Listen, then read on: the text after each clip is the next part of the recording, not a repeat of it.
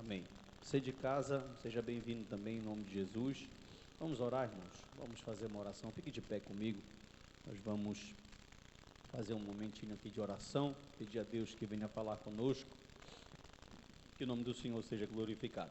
Querido Deus, eterno Pai, Senhor querido, estamos aqui na Tua casa mais uma vez para ensinar a Tua palavra. Senhor, muito obrigado pela oportunidade de estar aqui congregacionalmente, em comunidade, em comunhão com a Tua igreja, para juntos ouvirmos a Tua voz através do ensinamento da Tua palavra. Muito obrigado, continua nos abençoando, falando conosco, nos dando vitória, nos ajudando. Espírito Santo, abençoa aqueles que estão assistindo também essa transmissão, aqueles que vão assistir depois na página do Facebook ou no canal no YouTube, que o Senhor possa abençoá-los, e os que estão presentes que possam ser edificados, consolados, exortados através da Tua palavra. Usa a minha vida, Espírito Santo, para transmitir aquilo que eu estudei, que eu li, que eu pesquisei, e que o Teu Espírito possa falar conosco de uma maneira especial. É no nome de Jesus Cristo, Teu Filho, que nós oramos, nós Te agradecemos hoje e sempre, que todos possam dizer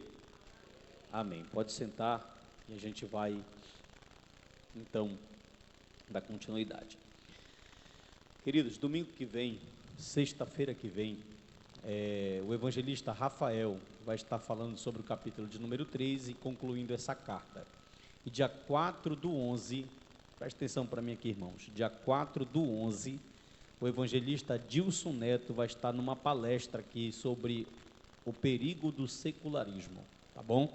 Então, sexta-feira que vem é a nossa última aula dessa carta, com o evangelista Rafael Pessoa. E sexta-feira, dia 4/11, o evangelista Dilson Neto estará falando sobre o perigo do secularismo.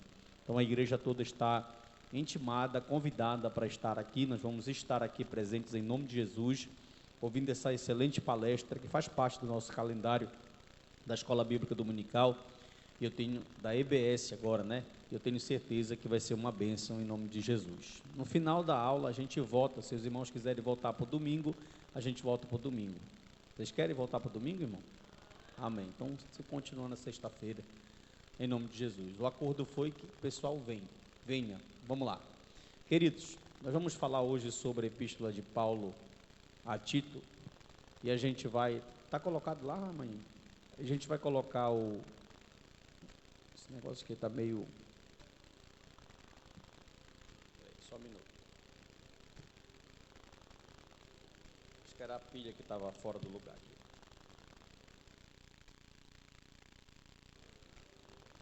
Passa lá para mim, Ramaine, por favor.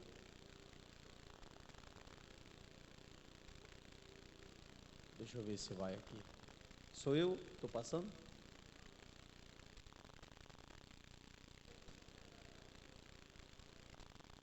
Ainda não.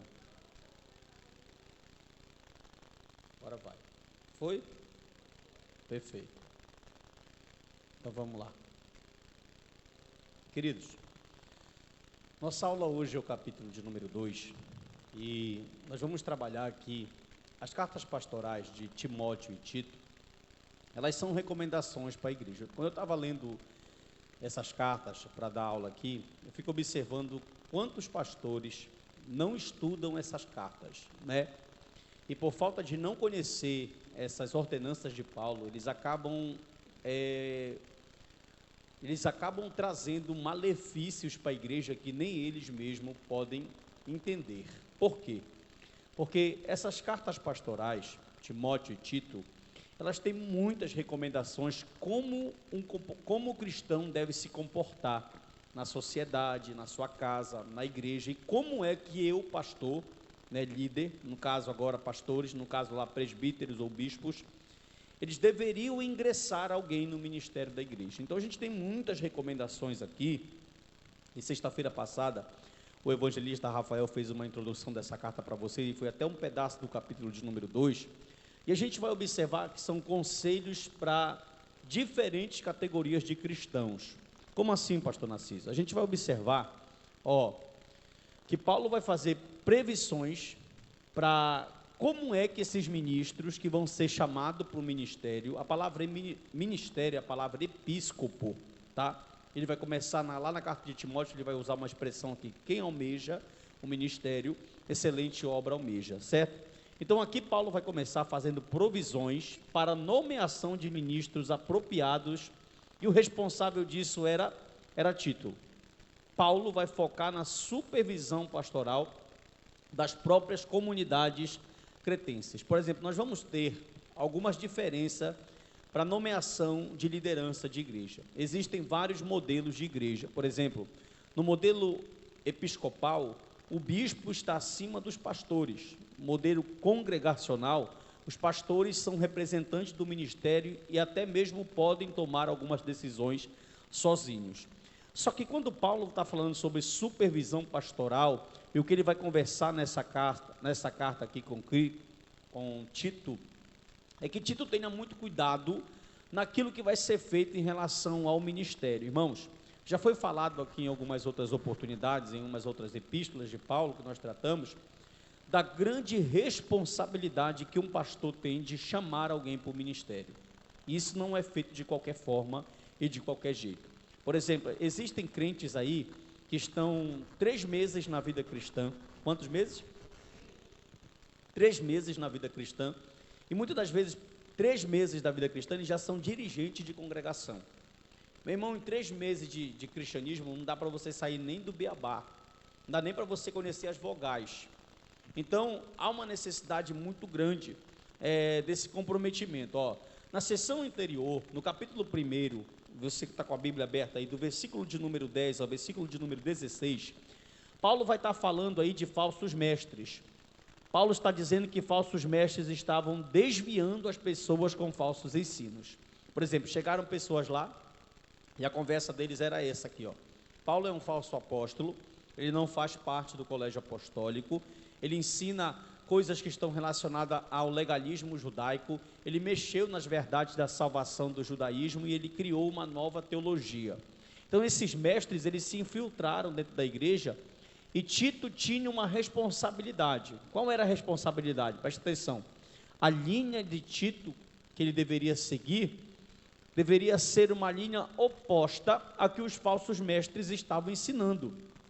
Mas Tito deveria prosseguir naquilo que Paulo vai chamar de sã doutrina. Você vai lá na frente descobrir o que é sã doutrina. Então, título é bom, né? Tito, ele deveria andar na contramão dos falsos mestres, das fábulas judaicas ou de outros ensinamentos, e ele deveria perseverar, de certa forma, nos ensinamentos de Paulo, que ele vai chamar de sã doutrina. Olha só, ou seja, fábulas judaicas nesse conceito era tudo aquilo que se opunha ao que Paulo estava ensinando. Certo, irmão? Certo, irmão? Amém. Muito bem. Então vamos lá. Então a gente vai começar. Olha como a carta é rica. A gente vai ter recomendação para os idosos, para as mulheres idosas, está aí todas as referências, as jovens esposas. Nós vamos também falar aos jovens, tá? Então a gente vai ter recomendação para todo mundo. Paulo vai começar organizando não só a parte eclesiástica, mas também a parte social e a parte moral. Então a carta é muito rica porque ela vai dar recomendações para como é que eu consigo viver lá fora, como é que eu consigo viver como um congregado e como é que eu consigo viver como um líder, tá? Ele vai fazer essas recomendações escrevendo para Tito. Por quê? Ele não está só preocupado com a parte eclesiástica da igreja. Lembremos, irmãos, que, por exemplo, a igreja de Corinto, ela deu muito trabalho ao apóstolo Paulo, por ser uma igreja muito problemática. Então, Paulo tinha todo esse cuidado. Por que o cuidado de Paulo em trazer alguém para o ministério? Ele vai bater muito na tecla, olha, cuidado com o testemunho, olha, cuidado com a moral de vocês, o que vocês pregam não pode ser desfeito com a vida de vocês. Então, Paulo está muito preocupado em que o evangelho seja poder, não só no que eu falo, mas na minha conduta. Ele está muito preocupado com essa questão da moral, do testemunho. Então ele vai começar a fazer recomendações para todo mundo. Vamos começar pelos idosos. Vamos lá. Os idosos. Capítulo 2, versículo de número 2. Você pode ler comigo, por favor? Tito 2:2 diz assim: quanto aos homens idosos, que sejam temperantes, respeitáveis, sensatos, sadios na fé, no amor e na constância. Paulo vai escrever que os idosos sejam temperantes. Essa palavra temperante, irmão, é uma expressão grega que significa controle próprio em satisfazer os seus desejos. Então, o homem, por exemplo, assim, quem é que tem que dar testemunho para os jovens da igreja? São os anciãos. Essa é a lógica, né, irmão? Se você vê um jovem, ou melhor, um ancião, se você ver um jovem dando exemplo para o ancião, a regra está sendo trocada. É o contrário. Uma vez um senhor já de idade perguntou a um rapaz de menos idade do que ele. Foi indagar alguma coisa para ele, pai, e o jovem o exortou. Ele disse assim, olha, quem era para estar me ensinando é o Senhor. E é verdade, irmão. Olha o que Paulo vai dizer, vocês que são idosos, porque se tem, por exemplo, a palavra ancião, ela pode ser traduzida no Novo Testamento como presbítero. Então, um ancião era alguém considerado maduro na fé. E a característica de um bispo, de um ancião e de um pastor são sinônimas. O que elas são? O pastor, o bispo e o presbítero, eles teriam que saber ensinar, eles teriam que saber ser aptos nas escrituras, eles teriam que ser exemplo de maturidade cristã. Então, hoje, olhando para o nosso contexto geral, contemporâneo, nós observamos que existe uma dificuldade de exemplos na igreja, sim ou não? No que diz sentido ao quê? Por exemplo, há poucos pastores que ensinam, sim ou não? Há poucos pastores que são exemplo de oração, sim ou não? Há poucos pastores que são exemplo de piedade cristã, e por aí vai. Então há uma necessidade, Paulo está dizendo que os homens, que os idosos, que os senhores, eles sejam temperantes, eles tenham controle em satisfazer os seus próprios desejos. Ele continua, vocês precisam ser respeitáveis. O que é ser respeitável? O respeitável vai abranger, está aí o termo grego, seminos, abrange o temperamento interior e a postura exterior. Irmão, eu só vou, as minhas obras, presta atenção para mim, as minhas obras, elas vão mostrar o que eu sigo e o que eu creio. O que eu faço diz o que eu creio. Então, essa parte que a parte exterior, nada mais, a parte exterior, a parte que você está vendo aqui, a parte que nós vemos, nada mais, nada menos é que um sinal do que o homem tem dentro dele. Sim ou não? Eu vou oferecer para você o que tem dentro do meu coração, o que eu tenho como ideologia, o que eu tenho como filosofia. Então Paulo está dizendo que o homem idoso, olha Tito, eles precisam ser respeitáveis, eles precisam externar o que tem dentro dele. Repito, nós vamos colocar para fora o que está cheio dentro do nosso compartimento, nós vamos mostrar com as obras o que tem dentro de nós.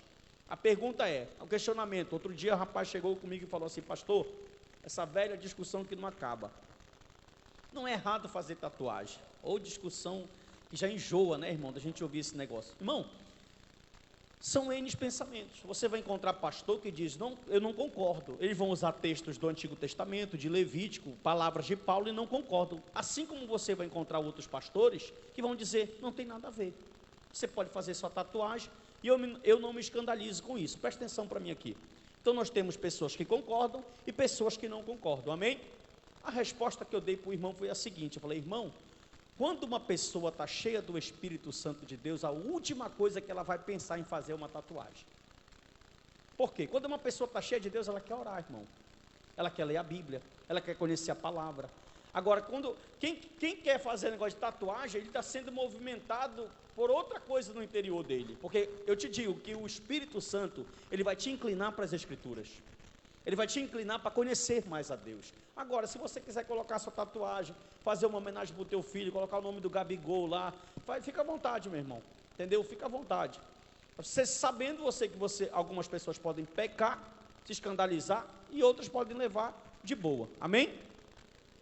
Olha, os homens idosos precisam ser sensatos. Então Paulo vai intitular aqui 3 características para os homens. Timóteo, eles precisam ser, repita comigo, temperantes, respeitáveis e sensatos. É assim que eles precisam se comportar ali na casa do Senhor. Depois ele vai falar das mulheres idosas. Ele vai dar uma pincelada para todo mundo. Eu acho muito bonito isso de Paulo, como um pastor. Irmão, Paulo era assim, presta atenção. Paulo não era um pastor local, mas ele fazia o papel de um pastor local, quando ele chegava numa igreja. Ele era assim, ó, ele chegava em determinado lugar, plantava a igreja, discipulava. Quando ele percebia que os irmãos já conseguiriam caminhar com as próprias pernas, ele dizia, meu trabalho está feito, vou partir para outra, porque ele era um missionário, ele não era um pastor local, certo? Então ele vai falar agora para as mulheres, ele vai falar, Tito, capítulo 2, versículo 3 a 5, vamos ler, diz assim, ó,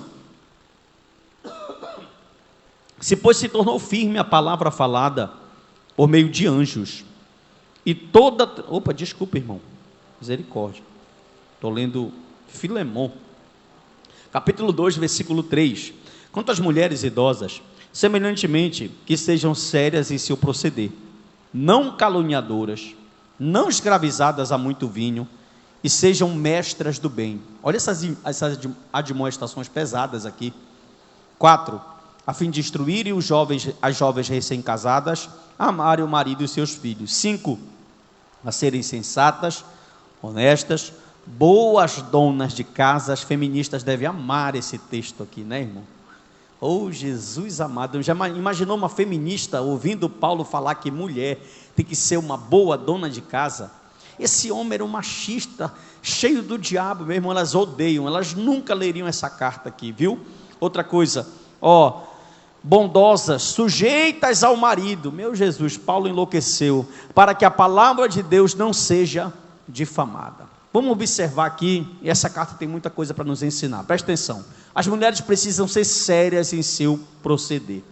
Comportamento, isso fala de comportamento ou postura. Eu sempre digo, e isso vale tanto para o sexo masculino quanto para o feminino, que o homem de Deus, e quando eu falo homem eu me refiro ao homem e à mulher, que o homem de Deus e a mulher de Deus, ele tem postura, viu? O homem de Deus, ele tem postura, a mulher de Deus, ela tem postura, ela se comporta como uma mulher de postura, ele se comporta como um homem de postura. Elas não podem ser, que elas não sejam caluniadoras, não escravizadas a muito vinho. Aí olha o que ele termina nesse versículo falando, no versículo 3, elas precisam ser calodidáscalos, mestras do bem. Paulo está dizendo que essas mulheres precisam, como a mulher nesse contexto não pode falar na congregação, como é que vai ser esse ensino dela? Esse ensino dela vai ser moral, particular, vai ser um encorajamento, ela vai ensinar com a palavra e com um exemplo de vida. Então as mulheres da congregação, elas não podem se comportar sem postura, elas não podem ser caluniadoras. Irmão, presta atenção, caluniadoras, duas opções. Se o Espírito não usar a tua vida, quem vai usar é o diabo. Não tem uma terceira opção. Ou a tua boca vai ser instrumento do Espírito Santo, ou a tua boca vai ser instrumento do canela fina. Então, Paulo está dizendo, elas não podem ser caluniadoras. Não escravizadas. Sem um ponto que a gente vai falar lá na frente, que a geração que está vindo agora de meninas novas, elas precisam ter uma referência. E as mulheres que estão na igreja, as mulheres idosas ou as mulheres casadas que estão na igreja, elas biblicamente, segundo essa demonstração paulina, têm a responsabilidade de ensinar as moças mais novas. Viu? Por isso que eu falo, irmão, não é, a gente vive um cristianismo muito nominal. Não é eu vir congregar, não é eu te dar a paz do Senhor e passar uma semana, não. A gente tem as responsabilidades diante de Deus, e está aqui a Bíblia Sagrada para mostrar isso para nós. Elas sejam mestras do bem. Eu vou precisar ensinar, encorajar pela palavra e pelo exemplo. É interessante isso aqui. Leia o versículo 4 comigo mais uma vez e eu te explico isso aqui. Vai dizer o seguinte: por que elas vão ter que ser assim? A fim de instruir as jovens recém-casadas a amarem os seus maridos e os seus filhos. Toda vez que a gente prepara uma aula dessa, a gente pesquisa, a gente aprende, certo? E essas virtudes aqui, amar o marido e cuidar para o filho, olha que coisa interessante. Isso é considerado a glória e a principal virtude. Tanto o judeu como o gentil pagão falavam que a maior virtude de uma mulher, ela era ser uma boa dona de casa e uma boa mãe dos seus filhos. Gostem as mulheres ou não, ou achem elas que a minha fala é machismo, preste atenção, e não é, está longe de ser isso. Eu não coloco o homem acima da mulher, porque a Bíblia não coloca isso. Eu não digo que o homem é superior à mulher, porque a Bíblia não ensina dessa forma. A Bíblia dá papéis diferentes, e a Bíblia dá suma importância tanto a um quanto ao outro. Na verdade, mas preste atenção, a nossa sociedade, falando de um modo geral, cristã e não cristã, ela começou a desestabilizar, a sair fora do lugar, quando a mulher deixou o papel dela e foi querer tomar o papel do homem. Como assim, pastor? O senhor está doido? O senhor está dizendo que a mulher não pode ter um bom trabalho? Deve. Você está dizendo que a mulher não pode ter uma boa faculdade? Deve. Por exemplo, pegue as principais margens da sociedade, são ocupadas por quem? Pelos homens. Os maiores salários. Compara um salário de um futebol, compara o salário de um jogador de futebol homem com o salário de uma jogadora feminina. Não dá nem para comparar. Então ainda existe muita preferência e um machismo muito grande. Certo? Amém, irmãos? Foi errado a mulher conquistar o seu lugar na sociedade? Sim ou não? Não. A mulher deve e merece conquistar, deve ter um bom salário, até mais do que o homem. Aonde foi o erro? É que ela deixou de fazer a sua função que a Bíblia atribuiu a ela. A mulher pode ser uma boa empresária? Pode, mas ela primeiro precisa ser uma dona de casa e mãe dos filhos. Gostem as mulheres ou não, é o que a Bíblia ensina. Por quê, irmão? Porque a maior honraria não vai ser você dizer assim, olha, eu sou bem sucedida, mas é olhar para dentro da minha casa e ver se os meus filhos conhecem a Deus. Porque se você é bem sucedida lá fora, o que é que o pastor Josué Gonçalves diz? Que nenhum sucesso, esqueci a frase agora, que nenhum sucesso justifica o fracasso de uma família. Obrigado. Que nenhum sucesso justifica o fracasso de uma família. Então, no mundo antigo, tanto judeus como pagãos consideravam que a glória do caráter da mulher era quando ela se dedicava. Irmão, existem túmulos romanos que os césares ou as pessoas mais importantes de Roma colocavam no túmulo da mulher. Fulana de tal, excelentíssima senhora, grande cuidadora da sua família e dos seus filhos. Era uma honraria para eles dizer que a mulher era uma boa dona de... Mas a mulher moderna? Mas rapaz, a empregada que lute, a creche que lute.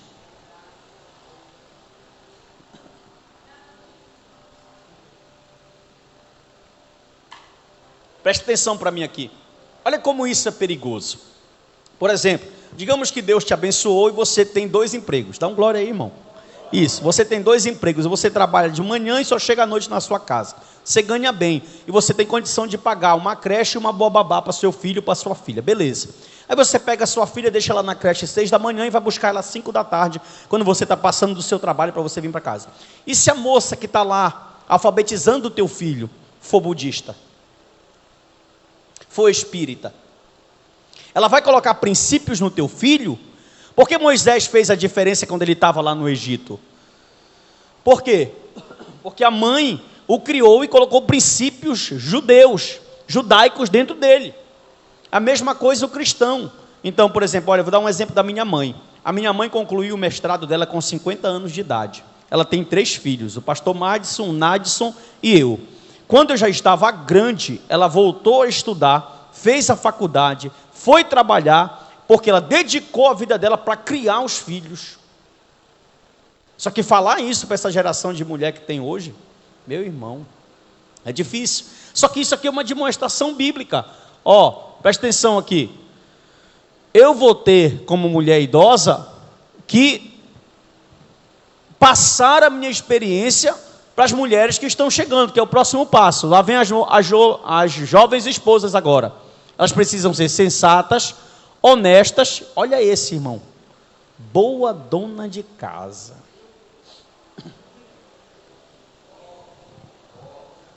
Ah, pastor, eu odeio lavar louça. Não case.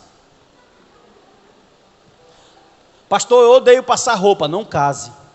Estou falando sério, irmão. Você está rindo, mas o negócio é sério. Pastor, eu não suporto fazer isso. Então fique solteira.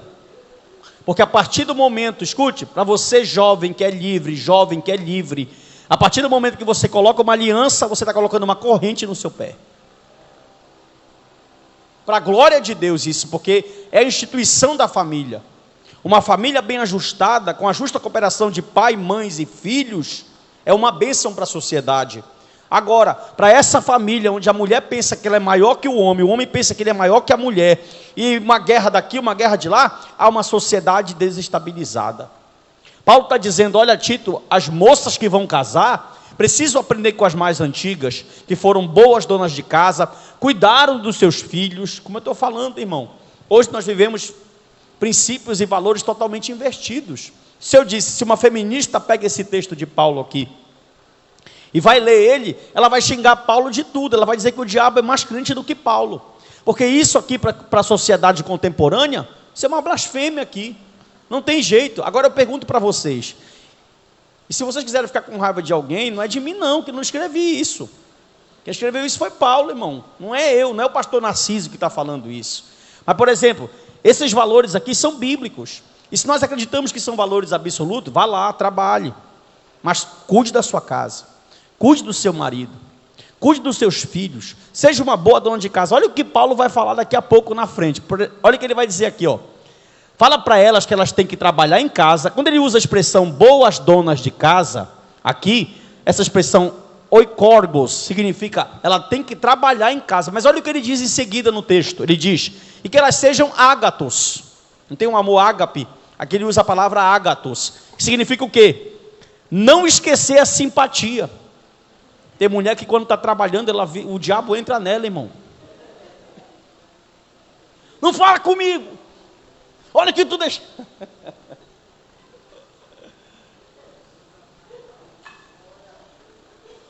Eu acho que Deus está revelando, irmão. Vê se tem algum testemunho aqui na internet já.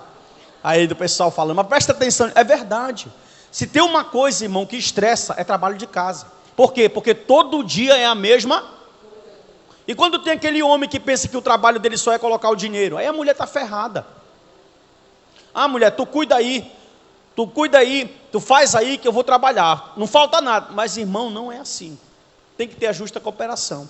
Por isso que eu falo, você não quer ajudar a mulher, trabalhe para você pagar uma funcionária para ajudar a sua esposa. Coopere com ela. Escuta, aí o camarada, ou a tua mulher vai ser uma santa mulher de Deus e vai estar cheia do Espírito Santo, com quase a plenitude do nível de Jesus, ou ela não vai conseguir ser bondosa de forma nenhuma. Não vai conseguir ser bondosa de forma nenhuma. Por quê? Olha, as mulheres vão dar glória a Deus forte agora, eu acho. Presta atenção. O camarada passa o dia trabalhando, ele chega na casa e tu sabe, irmão, que onde tem criança, olha, a mulher arruma aqui. Quando ela vira a costa, já está tudo bagunçado. Sim ou não?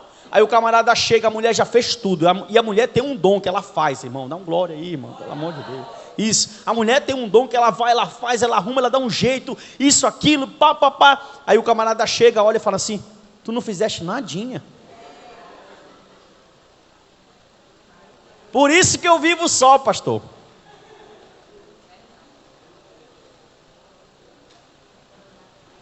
Olha isso. Presta atenção. Sabe qual é o problema? Presta atenção, irmão. Olha aqui para mim rapidinho.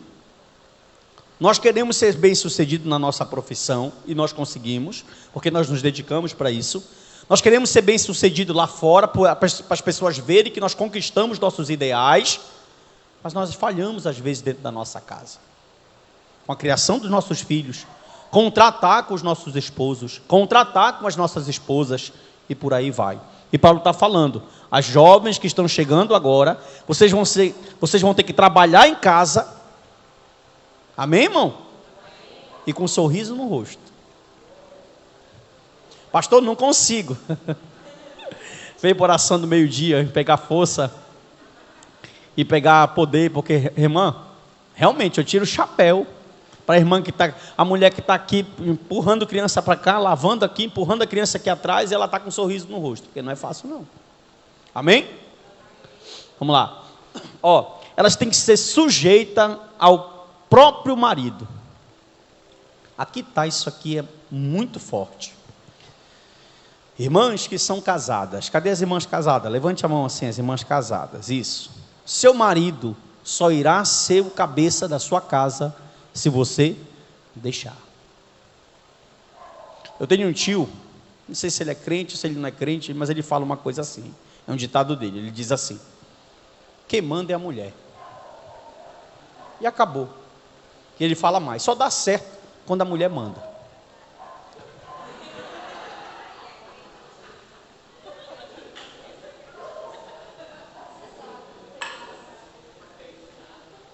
Presta atenção. Nada melhor que a sinceridade. Vai cair por terra hoje esse pensamento. Amém? É o ditado dele. Só que, presta atenção. Biblicamente, o cabeça é quem? É o homem. Irmão, presta atenção. Olha aqui para mim como isso aqui é sério. Eu sei que isso aqui é bom, a gente ri, é legal, mas presta atenção nisso aqui, que isso aqui é muito sério. Muitos casamentos estão se afundando espiritualmente em outras áreas, porque a mulher faz o papel que não é dela, viu? E o homem, idem. Se você inverter o papel, eu te garanto que vai ter consequências, e às vezes as consequências são sérias. O Dr. Martin Lloyd Jones uma vez chegou numa casa, ele observou a mulher muito inteligente, aquela mulher perspicaz, capaz, faz tudo tal, e o marido todo patetão, aquele babão, né? E não sei o quê. Aí ele olhou tudo, ela dando um jeito em tudo. Ele, quando terminou, ele olhou para ela e disse assim: quem manda aqui na casa? Ela olhou para ele e falou: ele. Ele falou: e quem decidiu isso? Ela falou: eu. Você está vendo? Por quê, irmão? Porque é o certo. De número 22 e Colossenses capítulo 3, versículo de número 18. São textos que estão falando sobre a questão da sujeição. Agora tem um porém, não sei se vai ser o próximo slide aqui, tá? Eu preciso comentar algo sobre isso aqui. Essa sujeição não é uma sujeição cega. Ah, porque tem marido que usa dessa artimanha. Está escrito na Bíblia que você tem que ser submissa para mim. Ponto. A submissão é qual? Quando o marido está dentro daquilo. Por exemplo, se você pega esse texto aqui de Efésios 5, 22 e o texto de Colossenses 3, 18, olha o que Paulo diz: mulheres sejam submissas em tudo. Só que antes ele já falou o que para o marido no versículo 20 e 21? Ame sua esposa como Cristo amou a igreja. Ponto. A mulher só vai ser submissa ao marido se o marido amar ela. Você pode fazer de tudo, irmão. Se você pode falar assim: eu pago a conta, eu sou isso, eu faço isso, eu sou o cara. Ela não vai ser submissa. Agora ame ela. É automático. Ou seja, a submissão só irá acontecer se o marido amar a esposa. E outra, se o teu marido te pedir uma coisa que Cristo não te pediria nunca, você está autorizado a desobedecê-lo. O que o senhor está falando, pastor? Justamente isso. Se o teu esposo te pedir alguma coisa que a Bíblia não pediria a você, que Cristo nunca te pediria, você está autorizada biblicamente a não obedecê-lo. Porque essa submissão é quando ele estiver dentro dos parâmetros bíblicos. Vamos lá. Aos jovens. Versículo 6. Vou ler aqui. Tito 2,6. Quanto aos moços, aqui na Almeida Revista Atualizada está moços. Quanto aos jovens, de igual modo, exorta-os para que todas as coisas eles sejam criteriosos. Ele vai falar aos jovens: olha, exorta-os. Irmão, olha como isso aqui é sério. Muitos líderes não exortam mais os jovens.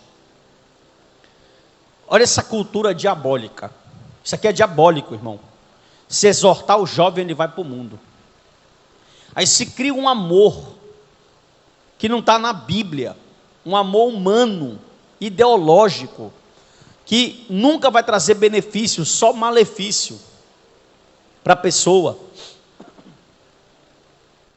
Não, ainda abre a boca e fala assim, ó: não, pastor, porque meus jovens, pensei que era de Cristo, porque meus jovens, pastor. E Paulo está dizendo para eles: olha, irmão, como é que a pessoa vai se desviar com a verdade? Pelo amor de Deus, se está sendo falado da verdade, aquela verdade, por mais que em algum momento ela doa, porque dói mesmo, salga, mas se é crente verdadeiro, vai o quê? Vai refletir.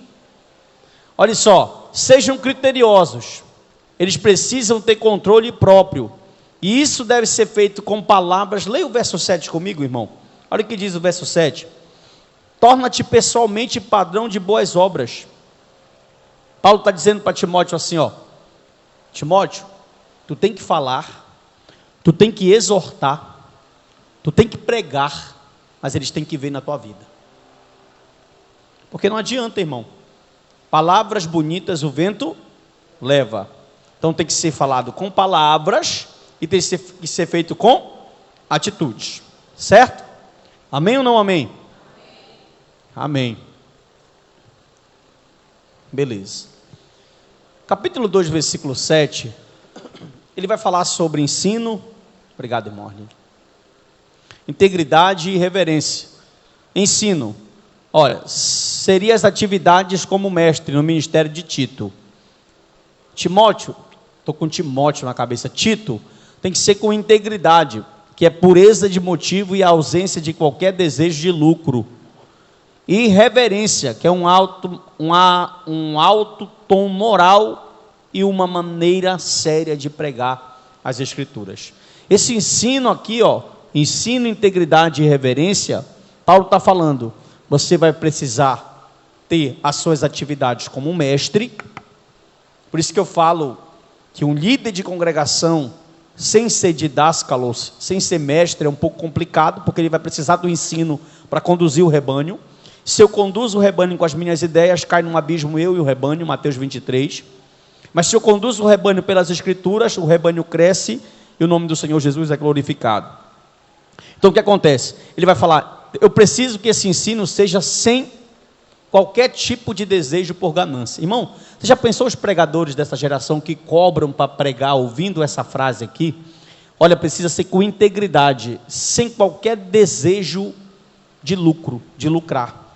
Vocês sabiam que aqui em Belém e fora de Belém tem tabela para pregar, para pregador ir? Se é festa, se é culto normal é um valor, se é festa é um outro valor, se é congresso é um outro valor, e se é para fora do estado é um outro valor. A gente não vai sair do ponto aqui que todo trabalhador é digno do seu salário.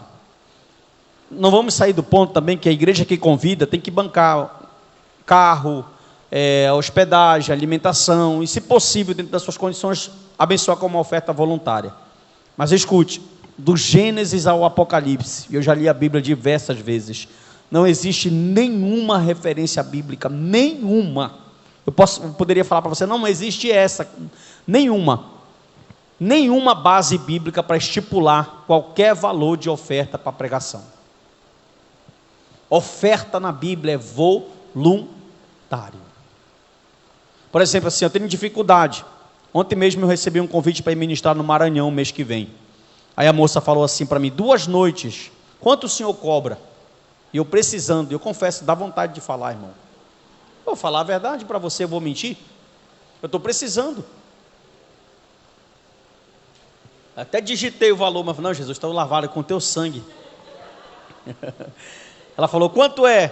Aí eu disse para ela, olha, não cobro, não estipulo o valor, não tem base bíblica, eu vou aí pela condição de vocês, e quanto vocês puderem fazer por mim, vocês podem fazer. O certo seria fazer isso. Tito vai estar fazendo um trabalho voluntário. Irmão, olha, isso não te chama a atenção? Paulo está escrevendo uma carta, porque a ilha de Creta é uma ilha grega, quase igual Cuba, se você pegar o mapa. E Paulo está numa localidade, ele não consegue chegar em corpo físico, mas ele está preocupado com todas as áreas da congregação, com o ensino, com a moral, com as idosas, com os idosos, com os jovens, com todo mundo. Ele está preocupado, e ele está falando, Tito, eu fui trabalhar em Tessalônica, fazer tenda para mim não sair pesado para a igreja. Então ensina com amor, sem querer ganhar na costa, sem querer ser beneficiado, com lucro, e você vai fazer isso com reverência. Por quê? Porque Paulo entendia que o ministério era algo muito sério. Aí olha só, versículo 8 ele vai falar, usa uma linguagem sadia e irrepreensível. Leia comigo esse versículo, por favor. Versículo 8, na sua Bíblia. Linguagem sadia e irrepreensível, para que o adversário seja envergonhado. O que seria essa linguagem de ensino sadia e irrepreensível? Quando Paulo fala de sã doutrina, irmão, ele está falando de a mesma mensagem do evangelho que os apóstolos pregaram. Deixa eu perguntar uma coisa para vocês. Vocês já ouviram placa de igreja por aí? Igreja fulana de tal, ministério apostólico, Assembleia de Deus Apostólica. Vocês já ouviram essas placas por aí? Sim ou não? Deixa eu perguntar para vocês. Nós somos uma igreja apostólica? Sim ou não? Sim ou não, irmão? Alguns estão balançando a cabeça assim. Sim ou não, crente? Quem acha que sim, levante a mão. Está pouquinha gente. Quem acha que não? Ninguém acha nada? Nós somos uma igreja apostólica. Tá? Por quê? Porque nós estamos fundamentados no ensino dos apóstolos. Só que existe a igreja apostólica romana, aí é outra história. Nós somos até apóstolos. Igreja fulana de tal, apostólica, beleza, porque está fundamentado no ensino dos... Mas quando chega para o fundamento romano, já é católico. Aí você já é game over, certo? Ele vai dizer, olha, a gente vai precisar ter uma linguagem sadia e irrepreensível, ou seja, pregar o evangelho que Pedro pregava, que Mateus pregava, para que o adversário, ele fique envergonhado. Só que essa palavra adversário aqui, literalmente significa qualquer pessoa do lado oposto, ela pode significar aquelas pessoas que estão de fora, nesse caso aqui os críticos pagãos, tá? Críticos pagãos do cristianismo, mas pode também, um adversário pode ser o crente que senta do teu lado. Que são aquelas pessoas que estavam esperando Tito fazer só assim, para abrir a boca e falar, não falei que ia cair? Todo dia eu oro, Jesus me lava. Não falei que ia tropeçar? Então Paulo está dizendo assim, a tua mensagem, a mesma que Pedro pregou, ela precisa ser uma linguagem sadia. Irmão, a palavra irrepreensível significa uma pessoa quase... A gente sabe que a gente aqui e acolá vai ter uma falha. Sim ou não? Mas a pessoa irrepreensível é aquela pessoa que tem um testemunho exemplar. Se possível, ele está dizendo assim no original, olha, não permita que nenhum obreiro venha para o ministério se ele já tiver uma mancha. Irmão, deixa eu te perguntar uma coisa. Me perdoe, por exemplo, eu vou tirar o microfone porque foi numa igreja conhecida, mas você vai saber. Convidaram a Cristina Mel, para dar uma palestra sobre casamento numa igreja. Ela está no 5º casamento. Irmão, eu te pergunto, como é que uma pessoa que já perdeu 4 famílias fala assim, Deus vai abençoar a tua família? Tem lógica isso? Paulo está dizendo, olha, o evangelho tem que ser poder na tua boca e na tua conduta. Então, convida ela para cantar, amém, irmão. Deus vai usar ela agora para falar para a família. Perdendo 4 casamentos. Ou seja, tem pessoas que vão ter, escute, isso não exclui ela de ser crente, ela continua sendo crente. Isso não exclui ela de ser serva de Deus, ela continua sendo serva de Deus, tá? Vamos saber diferenciar as coisas. Mas cá para nós, como é que uma pessoa vai ter autoridade para falar isso? Vocês concordam comigo, irmão? Não tem como. Paulo está dizendo, olha, precisa ser irrepreensível. Então, o líder, o pastor, ele precisa ter muito cuidado. Irmão, presta atenção. Um novo convertido aceitou Jesus aqui terça-feira, passou uma semana e está num fervor da fé dele, Quando terminou um culto, alguém falou alguma besteira para ele aí do remo do Paysandu, e ele brigou e discutiu. Beleza. A gente que já está um tempo na fé, a gente vai falar assim, não, irmão, releva, não é um novo convertido. Agora, vai uma pessoa que está 10 anos, um obreiro, um presbítero, um pastor, um diácono fazer isso. Não é o mesmo pecado? Sim ou não? Mas as consequências são iguais? Não são. Então, quem está do lado daqui, vai ter uma responsabilidade muito maior. Por quê? Porque se a pessoa ouvir você falar e a tua vida despregar, ela nunca vai ver o evangelho como poder. Ela vai ver o evangelho como tudo. Por exemplo, deixa eu te perguntar, me responde. Por que as pessoas do Brasil não querem ser crentes hoje? Porque os crentes nominais, eu chamo de crentes nominais, o que menos eles dão é o quê? Testemunho. É exemplo. Então o que é que o ímpio pensa? A cabeça dele funciona assim, Se for para mim ser crente, para mim ser como esse crente, eu vou ficar aqui, que aqui está bom. Então o que é que o ímpio está atrás de quê, irmão? De alguém melhor do que ele. De alguém que mostre o poder do evangelho na vida dele, na família dele, na casa dele, na conduta dele. E a nossa geração se preocupa muito pouco com o testemunho hoje. E Paulo está dizendo aqui para ele: olha, tu vai ter aquelas pessoas que vão criticar, e tu vai ter aqueles crentes que vão ter que criticar. A defesa para isso é: continua íntegro na pregação, tanto na maneira como tu fala, como no teu conteúdo. Amém? Vamos lá, vamos terminar já já. Agora, essa parte que é boa para o pastor: liderança e hierarquia. Vou começar falando assim, ó. Existe hierarquia no céu, na terra e no inferno. Vou repetir. Existe hierarquia no céu, na terra e no inferno. Aonde você for, você vai estar subjugado a alguém. Então, há uma dificuldade muito grande sobre liderança. Olha o que Paulo vai falar aqui. Leia comigo, por favor. Capítulo 2, versículo 9 e 10. Quanto aos servos, essa palavra servo aqui que está na tua Bíblia aí, a palavra no original é doulos, é escravo.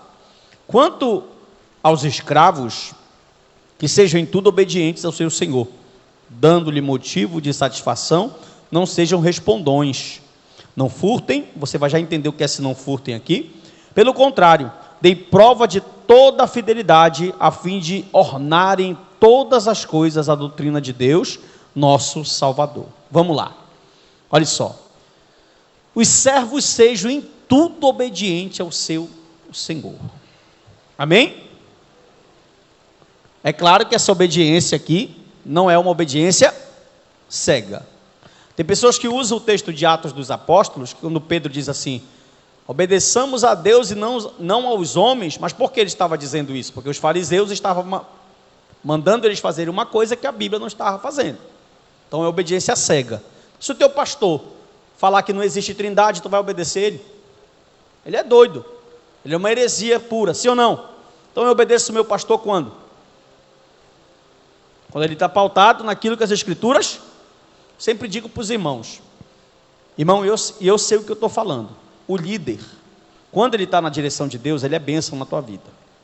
Quando ele não está na direção de Deus, da mesma forma, ele é o quê? Maldição. Certo? Dando-lhe motivo de satisfação, não sejam respondões. Não seja o quê? Tem crentes aqui, inclusive tem uns aqui, que eu às vezes já vou com um carrão de cena. Pá! E falo duro, irmão. Falo duro. Irmão, isso assim, assim. Tá, pastor, me perdoe. Não, pastor, o senhor está certo. Mas tem aqueles que... Não! Você não vai ganhar a briga comigo, irmão. Você não vai ganhar a briga comigo. Se eu estiver errado, Cristo me cobra. Mas você não vai ganhar a briga comigo. Certo? Certo, irmão? Presta atenção. Calma, eu não estou falando para ninguém aqui não, em nome de Jesus. Vamos de paz hoje. Para ninguém mesmo. Paulo diz: em tudo obedientes. Não está falando de obediente. Irmão, vamos lá. Se o teu pastor falar assim para ti, não faz, e ele está falando aquilo na direção de Deus, não faça. E se você fizer ou fazer, você vai quebrar sua cara. Se o pastor está com algum problema pessoal, está com o coração machucado, amargurado, e ele falar não faz, se for do homem, faça e vai dar certo e Deus vai te abençoar. Agora, há sim uma palavra de bênção de um pastor na vida de uma ovelha, porque o pastor é o representante de Deus aqui na terra. Então, se você acredita na Bíblia e que Deus constituiu pessoas para serem líderes espirituais, obedeça a sua liderança. Isso vale para todos os departamentos que estão aqui. Isso vale para todos os líderes que estão aqui. Isso vale para todos os liderados que estão aqui nessa noite. Nós precisamos obedecer. Paulo está falando assim: olha Timóteo, olha Tito, de novo Timóteo, olha Tito, os escravos precisam ser obedientes e tudo. Mas você vai perguntar assim: pastor, irmão, olha como a Bíblia é perfeita. Se você ler comigo de novo aqui o capítulo 2, o versículo de número 9, ele vai falar assim, quanto aos servos, que sejam em tudo obedientes ao Senhor, dando-lhe motivo de satisfação. Deixa eu te perguntar uma coisa aqui, liderado, tá? Liderado. Você dá satisfação ou você dá problema para o seu líder? O texto está falando que o liderado, ao invés de trazer problema, ele precisa trazer o quê? Satisfação. É isso que o liderado precisa, trazer satisfação. É tão bom, irmão, quando a gente tem um liderado, que a gente já chega com ele só para, amém, irmão, fique à vontade. Porque ele precisa entender que ele precisa trazer ao líder satisfação. Ah, pastor, por que eu tenho que fazer isso? Você vai entender por que você tem que fazer isso. Olha só. Como cumprir a minha missão? Com um desejo positivo. Olha como o liderado agrada a sua liderança. Com um desejo positivo de agradar. Pensando não porque eu sou liderado, mas porque eu sou cristão. Eu não vou fazer porque o pastor pediu. Eu vou fazer porque o líder maior pediu. Quando você agrada o líder maior, automaticamente você não vai ter problema nenhum com o líder terreno. Agora, realmente, irmão, se você é um liderado e você faz por causa de homem, você vai ter algum tipo de problema lá na frente. Não, Paulo está dizendo, olha, versículo 10, não furtem, pelo contrário, dê prova da fidelidade de vocês. Eu coloquei bem aqui para vocês, essa palavra não furtem, ela é um eufemismo, tá? Paulo não está falando literalmente assim, não roubem, não. Essa palavra é a palavra grega nespitezai, ela significa colocar algo de lado. É como se Paulo estivesse falando assim, ó. Ele está dizendo assim, ó, não faça algo indevido, não dê problema para o seu líder, dê satisfação para ele. Não tome vantagem para o seu líder, dê satisfação para ele. Amém, irmão? Por exemplo, se eu cobro algo do Sérgio, do Francinei, do Gilson, por quê? Porque sobre mim tem uma cobrança espiritual. Como é que você acha que Deus olha para um pastor e vê que a casa de Deus está toda bagunçada? Meu irmão, diante de Deus, os líderes que estão aqui, vocês acham pesado o trabalho de vocês? Respondam para mim, por favor. Os líderes que estão aqui, vocês acham pesado o trabalho de vocês? Imagine o trabalho de uma liderança de uma igreja, irmão, que tem que estar supervisionando tudo, todas as áreas. Eu tenho que estar, eu e a irmã Sandra, 24 horas, irmão, às vezes, do dia, com o departamento infantil, com tudo. Por isso que eu disse, quando a gente encontra um liderado que dá satisfação ao invés de trabalho, como é que a gente não vai se apegar a ele? Poxa, o irmão está entendendo. E outra coisa, quando eu falo veste a camisa, não é a camisa da minha família, é a camisa do reino. Quando eu consigo entender que acima do homem, aleluia, tem um Deus todo-poderoso, irmão, eu vou conseguir exercer minha tarefa com muita, eu vou conseguir diferenciar. Por quê? Olhe para mim aqui. Porque eu e você vamos ter embates. Aqui e acolá nós vamos ter problemas, pensamentos contrários, pensamentos diferentes. Você não vai concordar com uma ideia minha, aqui e acolá, eu não vou concordar com uma ideia sua. Mas isso não te dá direito de desobedecer minha liderança e nem me trazer insatisfação, porque a Bíblia está dizendo que se eu sou o seu líder, você precisa me trazer satisfação. E outra coisa, irmão, uma boa conversa não resolve? Sim ou não? Resolve. Às vezes a pessoa fica bicuda 1 mês, 2 meses, 6 meses, 1 ano, e era só um café numa esquina e tudo estava certo. Por quê? Eu sempre digo assim, ó, pessoas cheias do Espírito Santo de Deus sempre resolverão suas coisas no final. Às vezes a palha voa, às vezes a gente ora, Senhor, leva esse infeliz, Senhor, mata, assim como vocês já oraram para Deus me levar, para Deus me matar também. É normal, irmão, é normal, viu?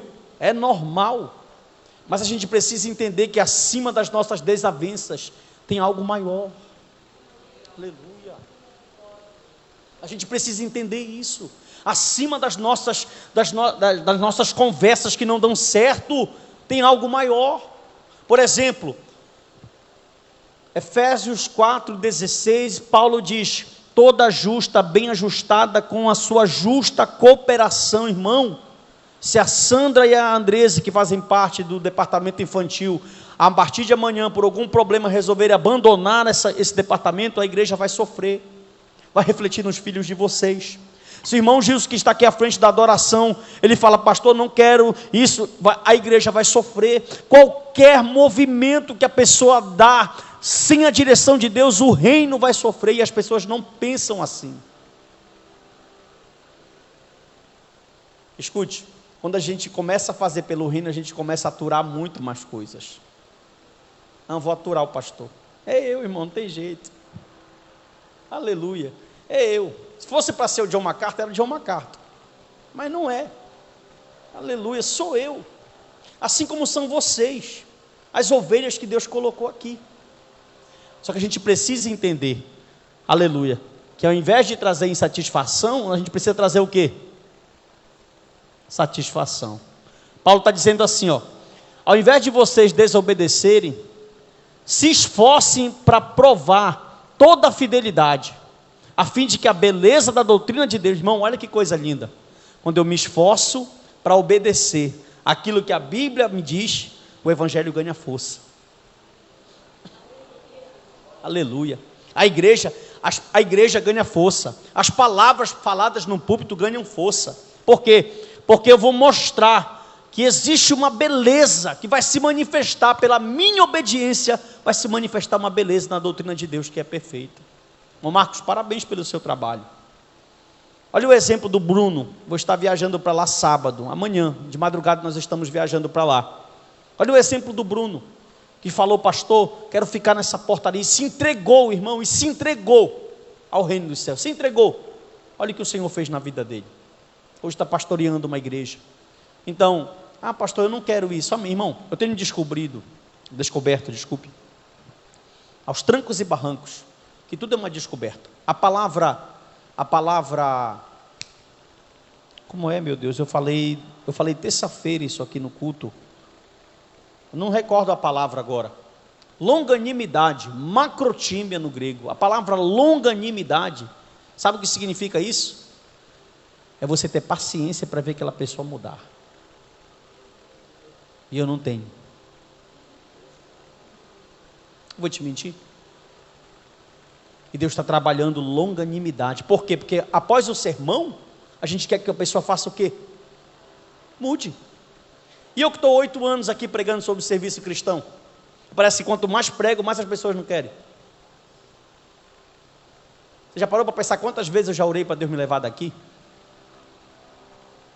Longanimidade. Esses dias estudando, o Senhor falou assim, quanto mais tu falar, mais vai demorar.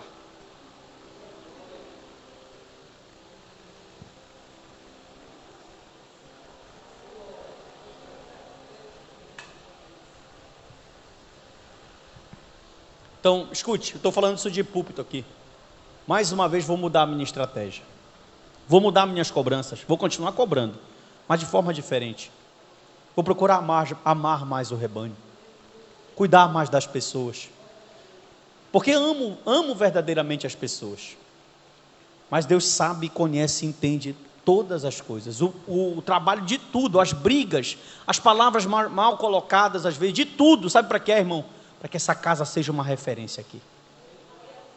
Para que esse trabalho aqui seja uma referência. Para que essa igreja seja conhecida como uma igreja que emana o que, pastor? Uma doutrina de Deus que se manifeste na vida das pessoas. E outro dia eu estava triste, sabe, irmão? Eu confesso aos irmãos que chega aquele momento da crise que não tem jeito. Eu estava pensando e tal, e uma pessoa chegou comigo e falou. Eu estava lá em Paraupebas, e o Henrique está lá com a Joelda. Uma grande obra, são fruto do meu trabalho. São alunos meus do curso teológico. Jeremias está lá perto de Moju, tomando conta de uma linda igreja. É fruto do meu ministério também. O Bruno está lá no Marajó e Deus falando comigo. Está vendo? Não é em vão. Não é, irmão. Não é em vão. Amém? A gente vai falar outra vez sobre as personalidades do ser humano.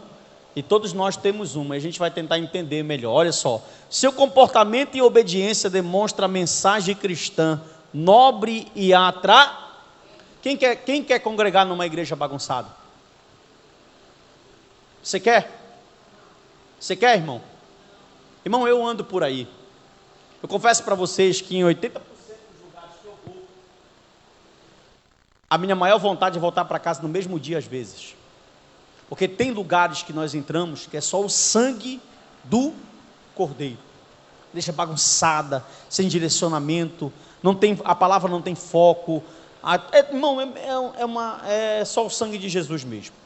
E a gente tem lutado através da palavra para que isso seja sempre o ponto central. Esse é o padrão cristão de comportamento e não fui eu que inventei, tá? Foi Paulo. Terminando. O motivo, aí, irmão, é verdade. Esse é o padrão bíblico. Quem foi que mandou? Foi Paulo. Olha só. O motivo para o viver cristão. Mas, pastor Narciso, por que eu tenho que viver assim? Porque a graça de Deus te alcançou.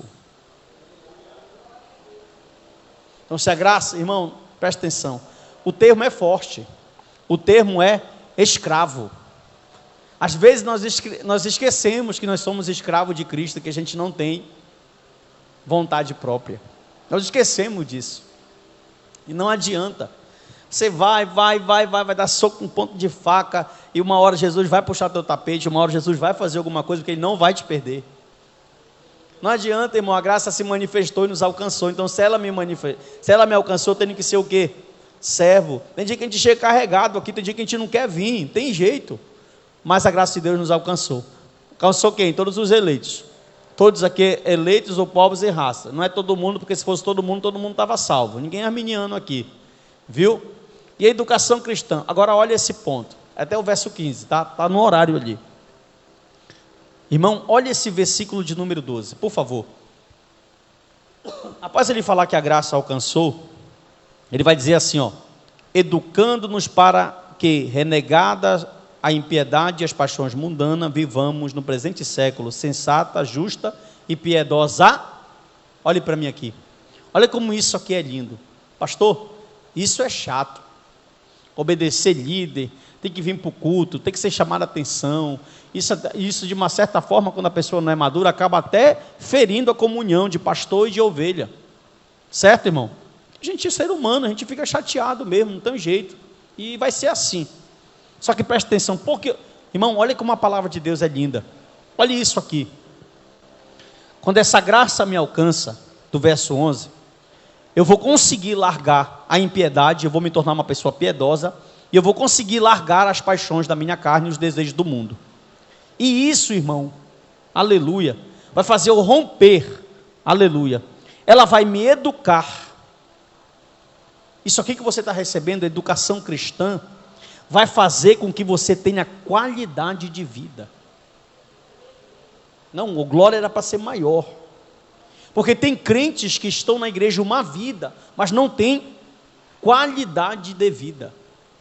Mas quando eu sou educado pela palavra, eu vou largar com a impiedade, eu vou largar com as paixões da carne, eu vou saber ter uma conduta, e isso vai me trazer o quê? Qualidade de vida. Então irmão, deixa eu perguntar e me responda com sinceridade, é fácil cumprir o que está escrito aqui? Não, para todo mundo.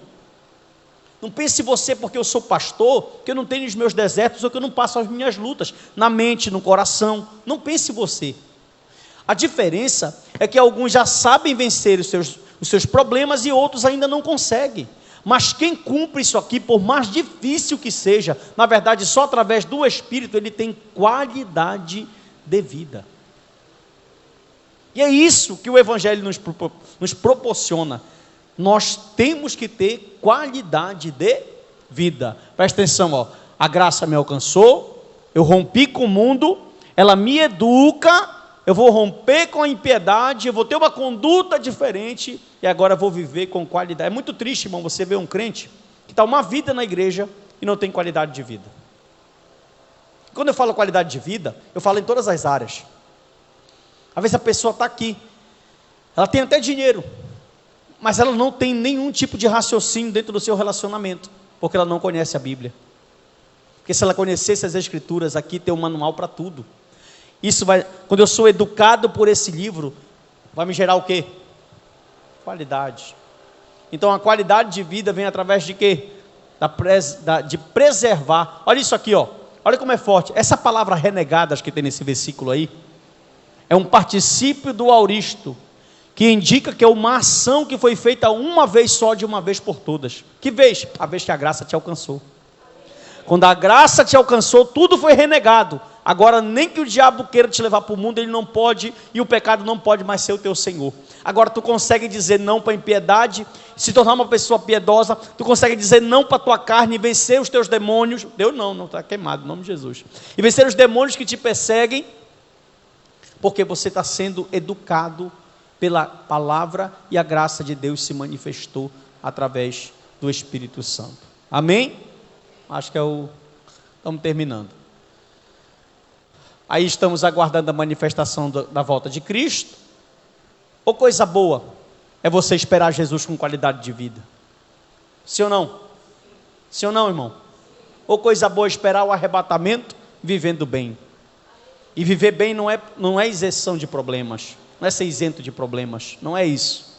Problema todo mundo vai ter, do financeiro ao espiritual. Nós vamos ter tempo que nós vamos estar bem, vamos ter tempo que nós não vamos estar bem, certo? Agora, ou coisa boa, você ter capacidade, irmão, era para essa geração, olha aqui para mim rapidinho, era para essa geração ser a melhor e maior de todas, sim ou não? Porque nenhuma outra geração teve a tecnologia que essa geração tem. E por que essa geração é a pior em suicídio, homicídio, em depressão, em ansiedade? Porque a alegria é só aqui, ó. Essa alegria é verdadeira aqui, ó. Aleluia. Essa alegria que educa, irmão, presta atenção, a faculdade educa a tua mente, a Bíblia educa a tua alma. A faculdade, ela te dá informações, ela te dá discernimento para as coisas seculares, mas a Bíblia não. Ela vai até a divisão da alma e do espírito. Aleluia. Já inventaram uma pílula que pare dor de coração, de sentimento? Ainda não. Só, aleluia. A Bíblia tem esse poder. Amém? Com qualidade de vida, alcançados pela graça, educados pela palavra. Assim são os servos de Deus. Povo exclusivo, zeloso e de boas. Foi por esse povo que Cristo se entregou. Então, o povo de Deus, ele é o quê? Ele é exclusivo, zeloso. Termino com as palavras de Cristo. Cristo disse assim, Mateus 7, 12 a 16. Não pode a árvore boa dar fruto mau. E não pode a árvore má dar fruto bom. Aí ele conclui, pelos seus frutos os conhecer, me mostre as tuas obras e eu direi quem tu és. É assim que a gente conhece o crente. Nós não conhecemos um crente pelo dom da palavra. Nós não conhecemos o crente pelo rodar no culto, pela profecia que sai da boca dele. Nós conhecemos um crente pelas obras que ele faz todos os dias. Aí nós vamos saber se são frutos dignos de arrependimento ou se são obras da carne. Amém? Último versículo. Assim, Tito, acertei agora, deves ensinar, exorte as pessoas a aceitá-las, repreende-as. Meu Deus. Irmão, às vezes eu mesmo reconheço que eu sou chato. Não, pode rir, pode ficar à vontade. Mas é para o bem às vezes de muitas pessoas. Porque imagine, já pensou, irmão, eu fico pensando, já pensou se eu tivesse subido nesse altar para pregar prosperidade? Ou para ser David Leonardo, para sentar num banquinho, dobrar a perna e dizer que Deus vai te abençoar, que você é o lindinho de Jesus? Meu irmão, acho que o Senhor já tinha me levado, porque... pode agir com autoridade, prega com autoridade, Tito, porque a mensagem é autêntica, viu? E ninguém te despreze. Tito, assim como Timóteo, ele era um rapaz jovem, mas ele tinha o Espírito Santo de Deus. Vocês têm um pastor aqui, viu? Vocês podem contar comigo em qualquer momento da vida de vocês. Vocês podem contar comigo para orar, para aconselhar, para ensinar. Vocês podem me chamar a qualquer hora no meu celular, no meu WhatsApp. Se for para levar vocês em uma outra cidade, num carro, eu vou. Para levar no hospital, eu vou. Para atender, eu vou. Para aconselhar, eu vou. Porque eu entendo aquilo que Deus entregou nas minhas mãos. Alguns são mais chegados, outros são mais distantes. Alguns são perto, outros são longe. Mas a gente vai caminhando, sendo aperfeiçoado por Deus, sendo aperfeiçoado na caminhada, e Deus vai trabalhando na nossa vida. E o meu desejo como líder é que vocês cresçam. Cada dia, evoluam, A cada um de vocês, Deus entregou ministérios diferentes. Cada um tem o seu lugar no corpo, mas nós precisamos a cada dia evoluir para a glória de Deus. Amém? Então, até a próxima aula. Deus te abençoe, te guarde.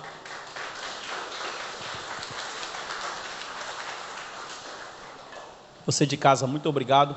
Nosso irmão Gilson vai cantar um louvor aqui. Irmão Gilson vai cantar um louvor.